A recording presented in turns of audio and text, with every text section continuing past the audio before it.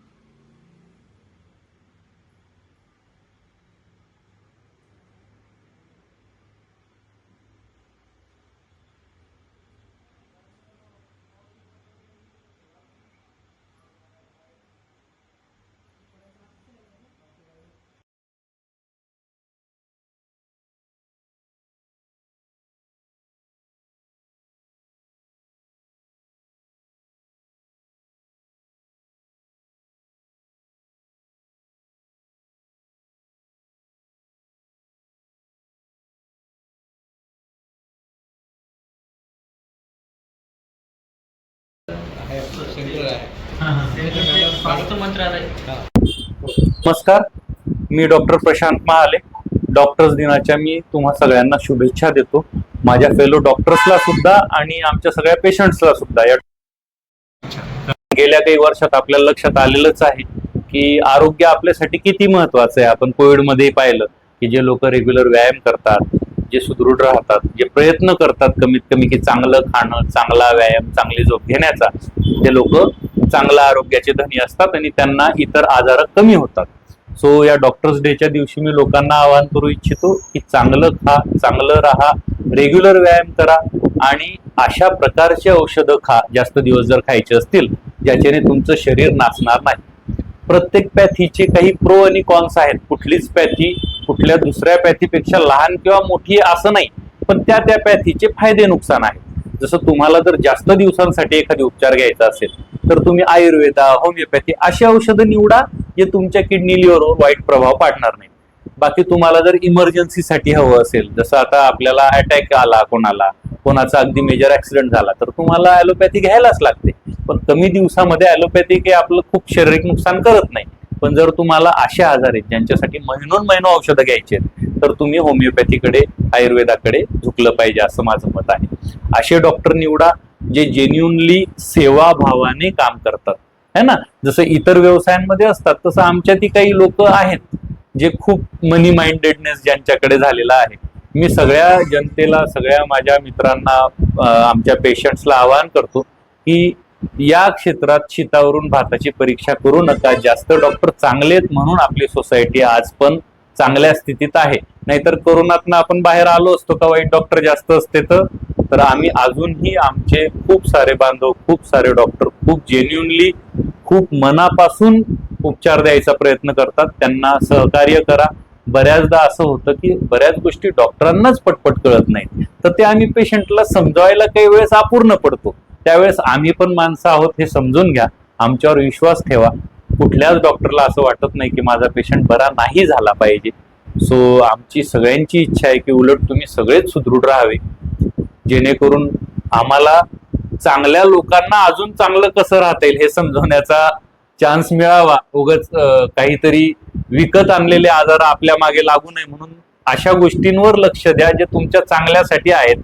नाहीतर आजकाल आपण कोथिंबीरची जुडी घ्यायला मोटरसायकलवर, कारमध्ये बसून जातो। सो व्यायामाचं महत्वही ध्यानात घ्या आणि या सगळ्यांचा वापर करून सुदृढ व्हा। पुनश्च एकदा सगळ्यांना डॉक्टर्स दिनाच्या हार्दिक शुभेच्छा। बायपासला रेणुका माता कमानीजवळ माझं क्लिनिक आहे, JK मेडिकल शेजारी. जर कोणाला आरोग्यविषयक काही सल्ले हवे असतील तर अवश्य भेट द्या. नमस्कार. हा बीपी आहे, शुगर आहे, हा तसं माझं हा याच्यातून मुक्तता भेटण्यासाठी कसं हे सगळे जे आजार आहेत ना, याला लाईफस्टाईल डिसऑर्डर म्हणतात. म्हणजेच काय की आपण काहीतरी चुकलो आणि त्या चुकीची आपल्याला शिक्षा मिळाली, असा हा प्रकार आहे. बघा, कोरोना, मलेरिया, टायफॉइड हे आपल्या हातात नाही. कोणी जात नाही की मला मलेरिया झाला पाहिजे, है ना. पण आपण जातो वडापाव खायला, आपण जातो गोड खायला, है ना.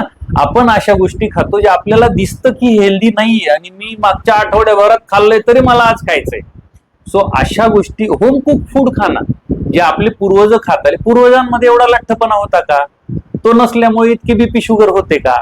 नव्हते. कारण ते अशा गोष्टी खायचे ज्याची तत्काळ चरबीमध्ये कन्व्हर्जन नाही व्हायचं, है ना. तर जास्त प्रमाणात तेल तूप खाणं, जास्त प्रमाणात तळलेले पदार्थ खाणं, पुन्हा पुन्हा गोड पदार्थ खाणं, हे तुम्हाला तुमच्या शरीरातली चरबी वाढवतात. आणि जे आजार प्रिव्हॅलेंट आहेत ना समाजात, जे आपण म्हणतो की खूप बघायला मिळतं. काय खूप बघायला मिळतं? या लठ्ठपणामुळे गुडघ्यांची दुखणे, है ना. गुडघे, टाचा, खुबे का दुखतात? चरबी वांजोट वजन आहे, ते तुमचं हाडाला चिकटून तुम्हाला चाला फिरायला मदत नाही करत आहे. मग असं गृहीत धरा की एखाद्या व्यक्तीच्या शरीरात 20 किलो चरबी साचली, तर तुमच्या पाठीवर 20 किलो बॅग बांधल्यासारखे आहे की नाही.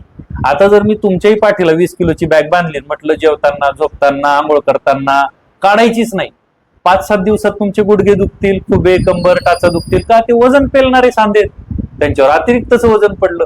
आपल्याकडे अडचण ही झाली की दुखलं की दुखाव्याची गोळी घ्यायची आणि चालायला लागायचं, असं प्रमाण खूप वाढलं. आजाराचे मुळापासून उपचार करायला शिका आणि पूर्ण बरे व्हा ना. त्याची कारणच इलिमिनेट करा. तुमचं वाढलेलं वजन, वाढलेली चरबी कमी करा.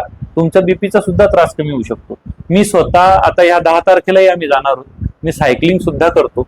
आम्ही दरवर्षी इथून एका मुक्कामात पंढरपूरला जातो. आमच्या सोबत 80 वर्षाचे गृहस्थ आहे, त्यांनी मागच्या 5 वर्षापासून ते सलग येतात. 350 किलोमीटर आहे साहेब. एका टप्प्यात 350 किलोमीटर का चालवतात? ते रोज व्यायाम करतात. शरीर वर्षभर जपलं पाहिजे. अगदी झोपेतनं उठून 5 दिवसात कोणी सुदृढ शकत नाही. तुम्ही ते करा. त्यांचं बायपास झालेलं आहे, त्यांच्या शुगरची गोळी कमी होत होत आता अर्ध्या गोळीवर आलेत ते. का? तर डॉक्टर म्हणतात त्यांचे की बंद नाही करतायत म्हणून घ्या. तर तुम्ही कुठूनही, कोणत्याही क्षणी, कोणत्याही वयापासून सुरुवात करू शकतात आणि तुम्ही चांगलं आयुष्य मिळवू शकतात, चांगलं आरोग्य मिळवू शकतात. सो लोकांनी कारण देणं बंद करावं आणि व्यायामाला, चांगल्या आहाराला सुरुवात करावी. आणि मीच नाही, कुठलेही तुमच्या आजूबाजूचे जे बाबा असे डॉक्टर ज्यांना स्वतःला इंटरेस्ट आहे व्यायामात, तुमच्या डॉक्टरच्या खाजगी आयुष्याकडेही लक्ष द्या. तो स्वतः व्यायाम करत असेल, तो स्वतः सुदृढ असेल, तर मग तुम्ही त्याला विचारू शकता. कारण त्याने स्वतः मिळवलं म्हणजे त्याला ज्ञान असल्याशिवाय तो मिळवेल का? तो डॉक्टर तुम्हाला सहज मदत करू शकतो. आपण शहराच्या मध्यवर्ती भागात आहोत.